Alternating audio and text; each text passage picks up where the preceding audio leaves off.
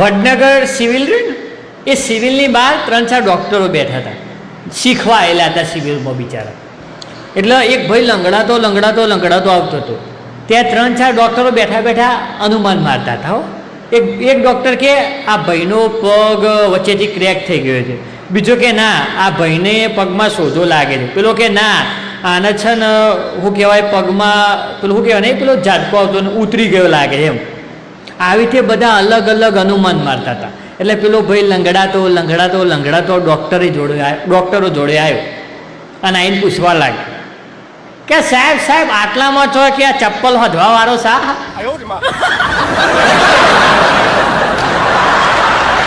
એકચ્યુઅલીમાં કે અમારે ચપ્પલ તૂટી જશે ને, મને કે હેરતા ફાવતું નહીં, એટલે કે બતાવો ને કે ચપ્પલ હધવાનું હોય તો. હું સિવિલમાં મારા માસી લઈને આવ્યો છું કે પેલા ડૉક્ટરો